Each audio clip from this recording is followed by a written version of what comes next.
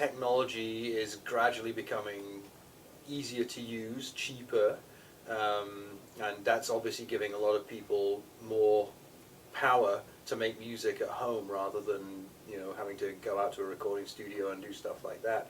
So a lot of the changes that we're seeing are basically the industry affecting what students can actually, or what musicians can actually do at home.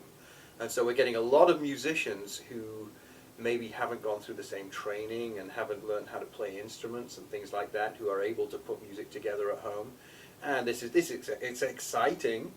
It's also meaning that there's a lot more rubbish out there, and people have to sift through it. So the industry is becoming,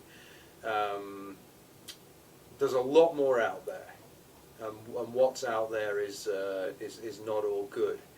So the public is being faced with a big job of basically listening to and deciding for themselves what music is good, and there's just a lot more to choose from.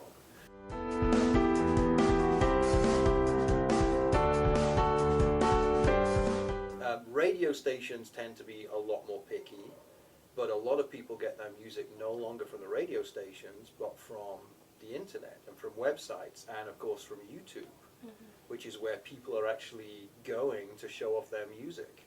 It used to be that in order to produce music, you actually had to have your own producer, you had to have a record label who was going to back you up and promote everything. Now with online networking sites and things like YouTube, it's whatever gets the most hits. It used to be if you wanted to get into music, you took piano lessons, or you picked up a guitar and took guitar lessons. Now people can get into music without having to go through all the hassle of learning how to play an instrument and actually taking lessons in theory. People can just pick up some equipment. They can just download a piece of software and start making music. The problem is that's the quick and easy way. By getting to a final product, by crossing this little bridge, they haven't learned how to go around the canyon. They haven't actually learned how to walk or how to run. They're taking loops from other people and turning them into something that sounds professional, but it's not going to sound like them. And so I don't think live musicians are ever going to have to worry. Real musicians, as I like to call them, are ever going to have to worry, because they can do stuff that these other people can't do.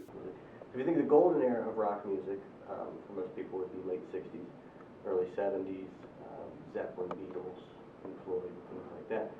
The first thing I think of, back then, your instruments were expensive. So you don't have, it's a big monetary commitment to play an instrument. Right now everyone can go to Guitar Center with $120 and leave with a guitar and amp. Whereas back in the early days, so to speak, 60s and 70s, everything was an investment. So unless you really believed in yourself, you wouldn't front the money. A lot of times those guys ended up borrowing money, which they were putting themselves into debt because they believed in their art so much. Likewise, studio time was the same way. There was no home studio.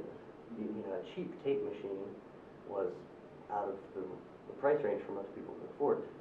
So if you wanted to record at all, you had to go into the studio. And it's the same sort of thing. So you had to put your money where your mouth is, so to speak. So you had to invest a lot to record. So you had to make sure you really believed in it. But now everything is so cheap, money-wise. So I feel that oftentimes the product is very cheap as well. But I also think what you're going to see as time goes on is the end of the superstar. So because they're, again, going back to the bridge from equipment and the devotion to be a superstar that what they had in the 70s, that's sort of been eroded away, so that now you have, everyone has, they feel like they have access to at least the possibility to become a superstar, and they want to partake in it personally. And you see that in video games, even like Rock Band and Guitar Hero. It makes you the rock star. So It sort of opens it up to the everyday person. And I think you're going to see a lot of mid-level artists and less superstars, and then as time goes on, it's going to be sort of all kinds of very small independent artists, none of which make big money like the old superstars do, but they have sort of a more level playing field. And I think the music world will get very interesting because of that. So, do you believe that these changes have been detrimental to the industry, or? Yes and no.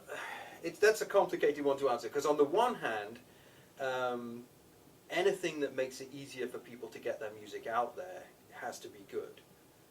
But it's also making it quicker and easier to make music, and that can't be good. I think, you know, anything that prevents people from practicing, learning their craft, taking the time to figure out what makes something a good piece of music and what makes something a bad piece of music, that can't be good. I think that's a problem. And I see that if that's the way that music is going, I see that music is going to start sounding very, very similar. Build a tent and say the world is dry chocolate rain. Zoom the camera out and see the light chocolate rain. Forecast to be falling just